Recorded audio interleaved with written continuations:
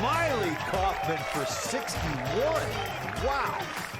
I'm Smylie Kaufman, and this is The Smylie Show. All right, guys, welcome back to another episode of The Smylie Show. We are joined by seven-time PGA Tour champion and major champion, Webb Simpson. Webb, thank you, buddy. It's good to have you on. And the first question I want to ask you is, if I recall, you're very particular about your coffee, aren't you? When you travel on the road with like a whole set, it's like a big to-do. Can you give me the full recipe of how you make your coffee on the road and at home? Because it's very particular, if I recall. It's very particular. People think I'm having a Moscow Mule in the morning when they see this. This is my Ember mug. Yeah, so I kind of have an addictive personality. So when I try something I like, I want to make it as good as I can possibly make it. And so my buddy owns a coffee shop right outside Raleigh. And I called him a few years ago and I said, hey, what's the best cup of coffee, like the method of the best cup of coffee that I can make? And so it's a pour over method. So I travel with my scale, my grinder, my kettle, my mug, obviously. And so instead of running to Starbucks or, somewhere off site, a good local coffee shop, I just make it right in my room. And I mean, if you see me in the airport, occasionally you'll see me making one in Terminal 2, right beside everyone else. But yeah, it's just one of my favorite things. So what's the process look like? You talked about all the things that go into making it, but I want to hear like step by step. What's the formula? So the water is really important. You can't just use any water. You can, once you've had great water for your coffee, you start tasting the difference in good water, bad water. So good water. And then I measure the beans. I measure about 38 grams of beans on my scale. I grind them, and you got to have a burr grinder, meaning like you can adjust the fineness or the coarseness of the bean. And then you dump it in a little cheap ceramic glass thing. And then you get your water to anything between 200 and 210. And then you slowly start pouring the hot water over the grounds. I mean, in the morning, a lot of my friends give me a hard time because they just use a Keurig or their coffee's already made.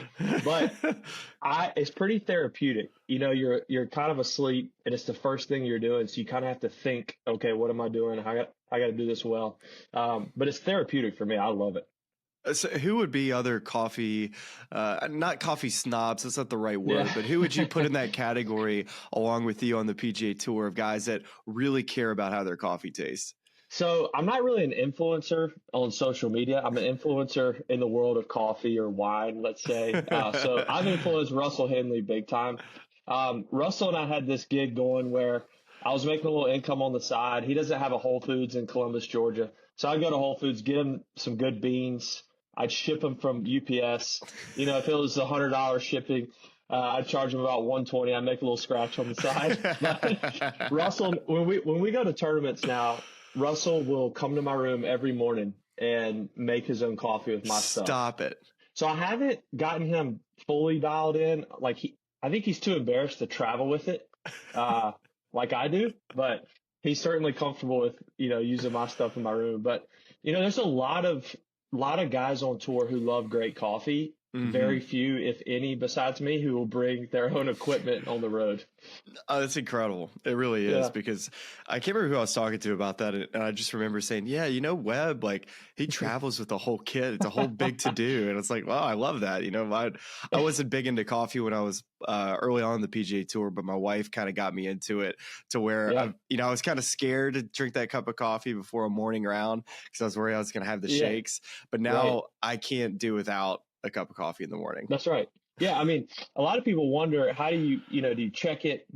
How do you get it determined? It's in my carry-on. So I go through security.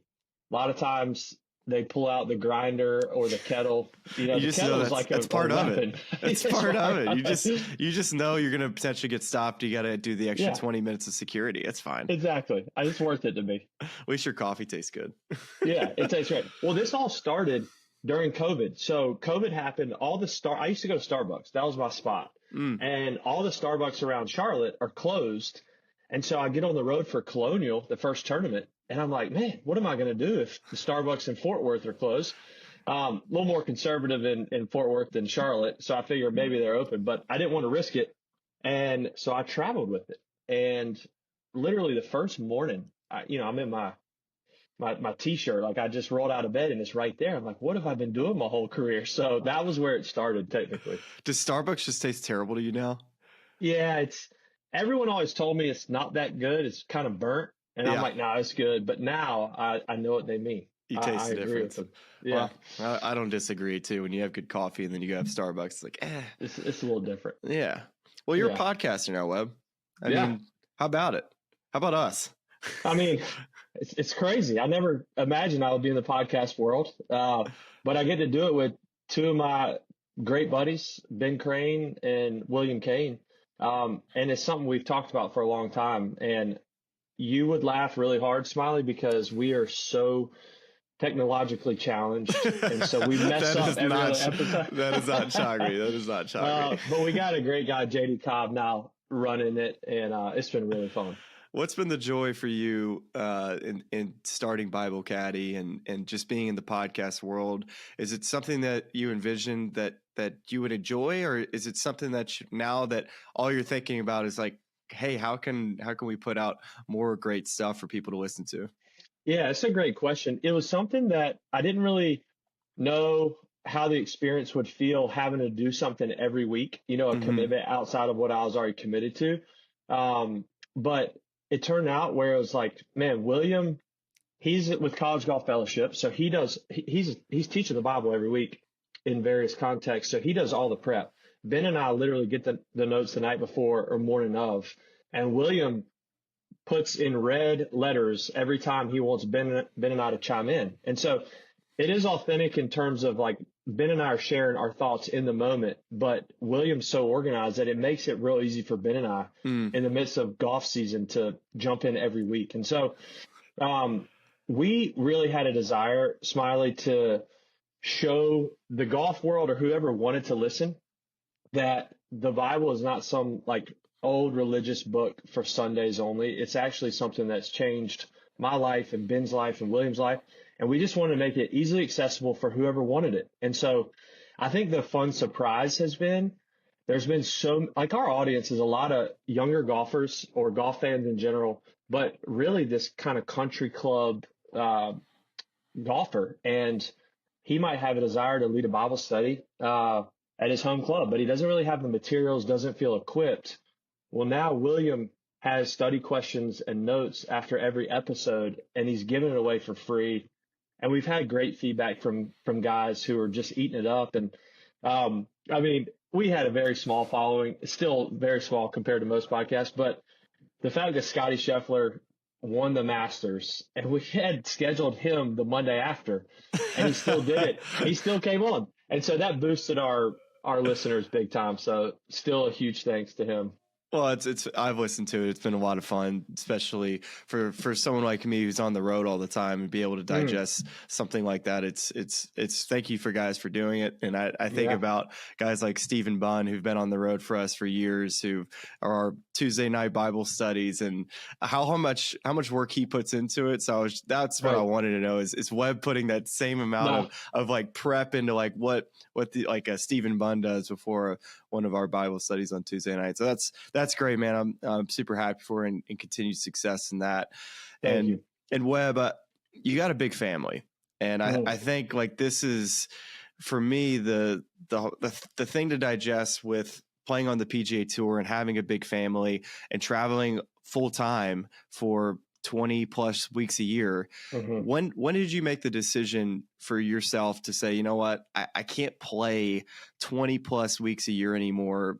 Something around that 15 number is probably the sweet spot for you, just to be able what you're able to handle as a player at this age, and then also as a father with plenty of kids. Yeah. Well, I look back, it was actually the Cognizant last year where I officially made a decision. I'm not going to play a full schedule.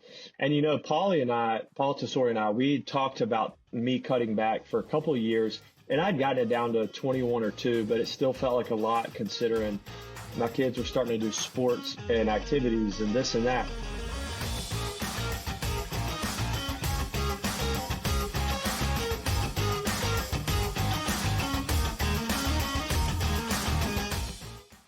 The game is on.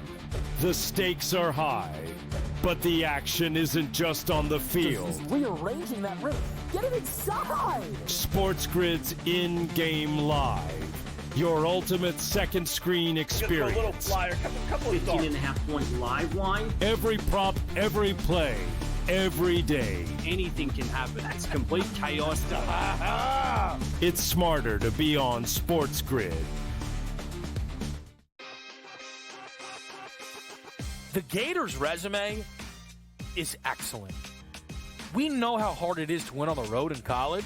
They've won at Auburn and at Bama. Michigan State is 17-5 in quad one, quad twos. Are they a 1 seed? I think not. They may make claims if they make a run and there's craziness in the SEC. Game time decisions. Only on SportsGrid.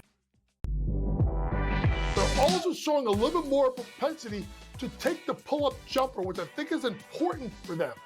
Aiden Holloway's been better. Brant Nelson's staying out of foul trouble. Clifford Murray is attacking the offensive boards and being the defensive threat that they need. If Alabama can defend, and they make a run, and they win the SEC tournament, I think they're the fourth number 1 seed. Betting above the rim. Only on SportsGrid. The two guys that can do it all. Too much electricity this morning. This is a good time. We're having a lot of fun. I had to do a triple take. Ka-ching! Why? Because of parity. I didn't mean to offend. Yeah, it's not going to happen. Load management is a dirty word. Let him rip. You know what? Circumstances provide the results. What? How do you do this once? Oh, Donnie, you've got such a good show there. A network that is booming. The early line. Only on SportsGrid.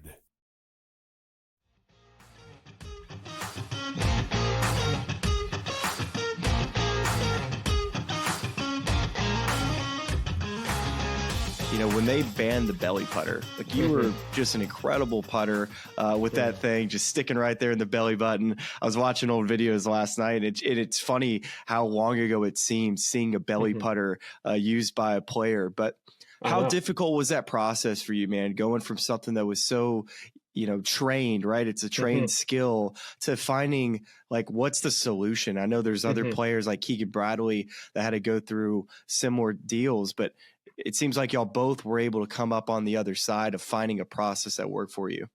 Yeah, I mean, it was at the Ryder Cup in 2014 when Paulie said, hey, we hadn't putted great this year. Like, we have another year, we could use this thing, but what if we go ahead and switch, this fall, this offseason to a short putter? So we did, and my first tournament was the Dunlop Phoenix. First time using a short putter. I played there. 11 years. Yeah. So I figured, less pressure in Japan than in the United States. So it'll be a good first start. And I had some, good putting weeks early on in the PGA Tour. I remember I putted great at Doral, finished 7th that week. So I was feeling confident. Finished 2nd here at Wells Fargo. But then in the summer, that first year, I started putting really bad. And I went from being an above average putter to 2 years in a row with the short putter. I'm one of the worst putters on the PGA Tour, like 175 to 200 type numbers. Was that all inside of 10 feet? Was it mainly just holding the putts that you should hole? Yeah, I was nervous, anxious over the putter, no confidence. And then I missed a cut here at Wells Fargo. This would have been, I guess, 2016 May. And Bones, I was playing with Phil. Bones talked to Paulie about, hey, when Phil went to the claw, like, he got way better inside, 10 feet. Webb should try it. So I went out to Charlotte Country Club, grabbed an arm lock putter, and tried the claw. And I'm like, okay, this feels a little awkward, but it feels like doable. And Paulie watched my stroke the next week. He said stroke's really good. And that was, I think, Colonial. And I finished 3rd or 4th that week. The year Spieth made everything from everywhere. But I'm like, all of a sudden, I feel like a new player. And Smylie, those days were dark. I mean, I got to a point where I thought I could keep a career on tour, but I believed I could never win again unless I figured something out with the putter. I mean, I'd go out and hit 16 greens, and shoot 1 under par. And I'm like, I can't keep doing this. That's just not you either, Yeah. Yeah, I know. And I was used to making a couple of 10 to 20 footers around. That had stopped. And I was starting to miss a couple of 3 to 4 footers around. And it was just killing me. It was killing my confidence, momentum, everything. But when this arm lock came and the claw happened, it changed everything. I went from like like I said, 190, let's say, on strokes gained putting to 5th all of a sudden. And Hortsy came up to me and he goes, explain something to me. How does somebody go from 190 to 5th in a year? I said, it's Horsey. I just changed my putter, changed my grip. But it's been a roller coaster for me. Now I'm in I use the broomstick and I do love it. I would say I'm not I don't get as hot on my hot days, but my bad days are like -1 strokes gained versus what I was doing, -3. So it's something I'm working really hard on. Like I feel great over the putter now. But as you know, the difference in finishing 5th and 25th is a few putts a week. That's it. And so if I can get back to kind of holding some 10 to 20 footers like I used to, I think those are the weeks that are going to make me feel more confident. When I was on the PGA Tour, Webb, I typically would go to older guys for advice. Did a player like Scotty Scheffler that was going through the slump that he went through with the putter reach out to you about anything that you maybe have learned with the putter as far as just dealing with that overall angst when you're standing over it and you just know you don't have the confidence, but you know you got to try to stroke everything that you feel like you're going to make it? Did any player like Scotty or like that come up to you and just ask for advice of how you got through it? So Scotty didn't. And I think, what makes last year for him so remarkable, like on top of everything he accomplished, was the fact that he started out the year on the West Coast Swing putting so poorly. And then he wins 7 times. Like, I don't think people realize, like, confidence wise, he was kind of in the dumps with his putter. He ended up, making tons of putts. But a few people have reached out to me in terms, not always about putting, but just getting over like what seemed like a slump or a challenge in their game. And it's fun to help guys because I had Bernhard Langer. I reached out to him. He helped me so much. I mean, he got over the yips once or twice with his putting, and his career is, one of one. And he just gave me some basic stuff that helped him. And that was really the turning point. I mean, I was pretty closed-minded when it came to trying other stuff. I had 9 3-putts in 2 days at Bethpage Black for the first playoff event. Are you kidding me? And I made the cut, which is crazy. You beat me then. Shoot. But, I mean, Paulie had a heart-to-heart with me after that second round. He's like, you're closed-minded. You got to try stuff. You got to be more open. So he gave me the advice to call Bernhard and just player to player, what helped you, Bernhard, get over some of this stuff? And man, he really helped. And that's when I started, really being open to, I'll try this. I mean, I'll putt with a shovel if the ball's going in the hole, I don't care. Well, remind me, Webb, was the Players Championship that you won, was that one of the best putting weeks you've had in your career? Because I just have this memory of you starting, I feel like the tournament on the backside, and then that Friday you were on the front, and you were just moving, man. Like just that, I think it was that Friday round. I haven't gone back and looked at the scores, but I just remember it was just everything looked like it was so easy for you that week. Yeah, that was the best putting week I've ever had for sure. That was when the green books were legal. And so what Paulie and a few caddies would do, remember, they go to Kinko's and they'd blow them up. So it was like it was like this. Every hole was like this. So Paulie sitting there reading a book. So I think it was a great combination of Paulie was unbelievable at reading these green books. Like that was still a skill. I didn't know how to read them. Paulie did. And, that was the last year of the players being in May. So Bermuda greens, I love Bermuda. Mm-hmm. And he played faster, right? So like you're getting fast. When you're driving it good, that ball's rolling out for you. Ball's running. Exactly. And so the hole just got bigger and bigger. And Friday was probably my greatest round I've ever had, as a pro. It was just, everything was going well. I eagled 2 to start it out, just making everything. And, I think I shot 63 with a double on 17. And so that was really fun.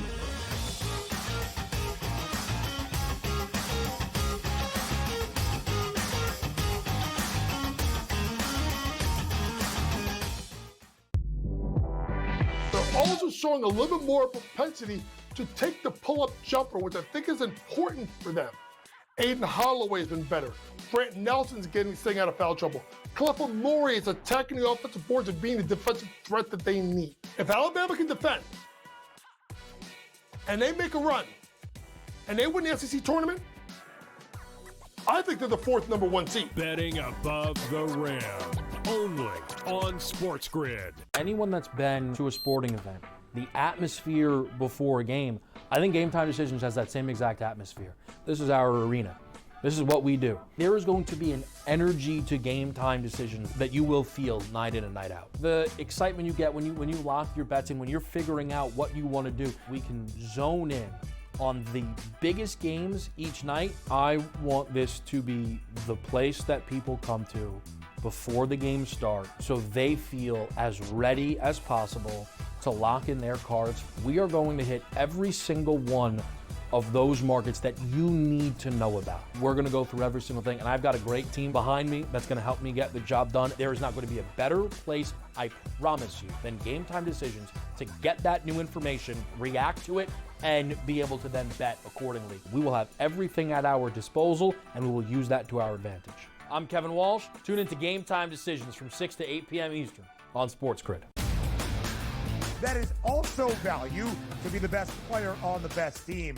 To me, it's Shai Gilgeous-Alexander. There is no doubt about it. The Nuggets probably going to finish, second overall in the conference here, and it's not going to get him the MVP. We'll see how it is down the stretch, and I assume this is going to tighten up, but barring a huge drop-off for OKC as a team, not just SGA, you could probably pencil him in for 30 a night.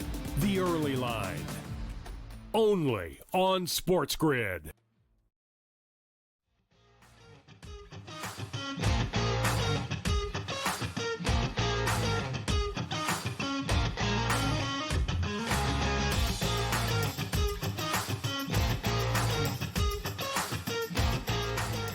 Did you ever have a Masters where you feel like you had a shot on the back nine? Yeah, so I had one chance to win. It was the year Tiger won in 19. I lost by 2. And I was never really, 2 is as close as I got. I just didn't have a great start. I think I was 1 over through 7 holes. Mm-hmm. And, had I been 1 under through 7, it would have been a lot more exciting. But I was in the second to last group with Brooks and Ian Poulter. So you saw some things there. I saw on 12. some things. I mean, the 12th hole, I'm hitting third. Poulter hits in the water. Brooks hits in the water. And somehow I managed to get it on the green or the fringe, and then the group behind me. You remember? Was the wind doing something funky? Could you not feel it, or were guys just mishitting shots? No, we couldn't feel it because Brooks hit first, and he hit 9-iron, and Brooks, he's going right at it, but he flushed it, and I'm like, this is one of the greatest shots I've ever seen. It's going to go to a foot, lands on the bank, spins back. Poulter hits 8. It's a great shot. You can tell he loves it. He's in the water, and I'm already holding 8-iron, thinking I got to chip it. And I look at Paulie like, bud, what are we going to do? Poulter just hit 8. We're about the same with our irons. Paulie goes through the numbers again. He's like, buddy, I don't know what to tell you.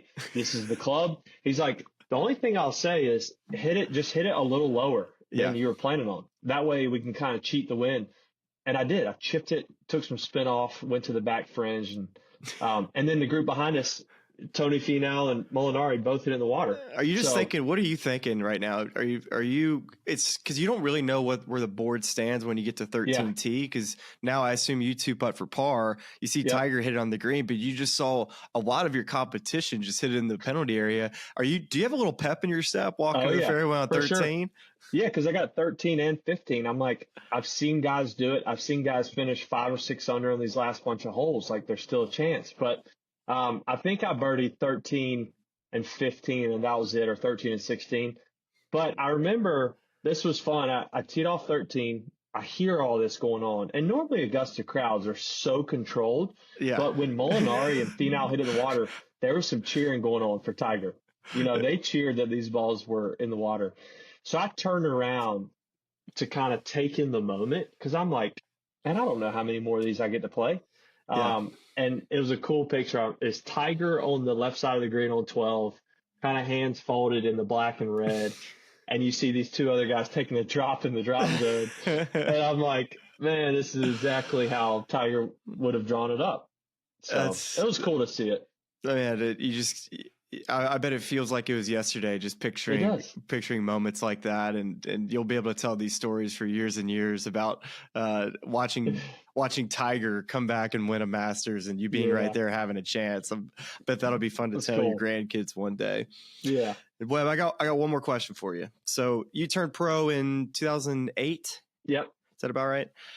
What would you tell yourself or your 23-year-old self now, knowing what you've experienced over the last 20 years of being a professional, or 17? That's LSU math right there. Sorry about that. what advice would you give 23-year-old Webb Simpson? I think I look at the best players in the world, and you've seen them every week. Like, they have an incredible team around them. My first couple of years were okay at best, but then I started getting people in my corner who are experts, whether it's a trainer, a caddy, swing instructor, and I really established my team. And so if I could do it over again, I mean, it took me a couple of years. I would have just started day one, treated myself like CEO of my company, and invest. I'm going to invest in my company. I know it's a lot of money, but I tell these young guys, some guys don't have a choice. Like, they don't have the money to be able to do that yet. But the guys who do, who get on tour, I just try to tell them, look, you want to be a top 20 player in the world. It's going to cost you money, time, resources to get there, but do it. Like, there's nobody in the top 10 in the world that hasn't invested tons and tons of money into their craft and their company. And so, yeah, once I did that, i.e. Paul Tesori, 2011, I had my best year ever by far on the PGA Tour up until that point. And so you just can't be a top player in this game without having a great team around you. And, you see it in every player that's a top player. And so that's what I would probably do different. Well, that's great advice, and look forward to watching you captain this year at Bethpage, Webb, and I hope to see you in the winner's circle too, because it would be a lot of fun to see you lift up some crystal again, buddy. It's awesome. It's been fun to play with you over the years. You've been a great mentor to me, and I always appreciate our friendship. And Webber, hope to see you soon, man.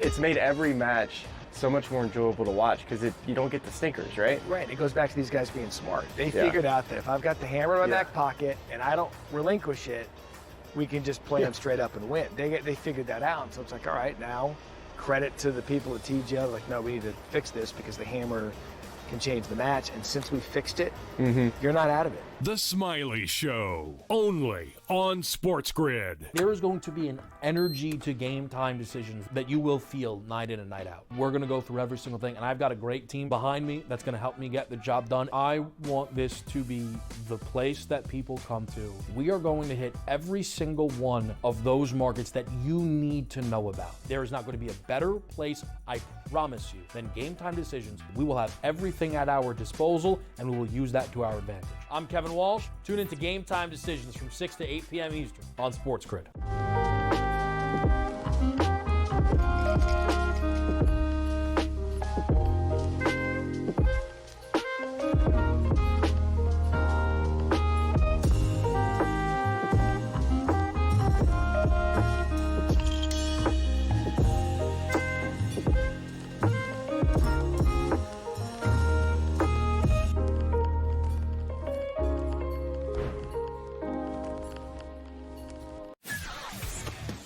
Off of the combine this weekend, there's been lots of anonymous sources and position coaches and all these things that sat down in interviews with him. A lot of teams allegedly don't see him as a first-round pick. Their big mouth that thinks they can do it either. They're embarrassing themselves. They all think they're so smart, everybody in this business. You're all a bunch of drips. Honestly, you don't know who's going anywhere. Pharrell Coast to Coast, only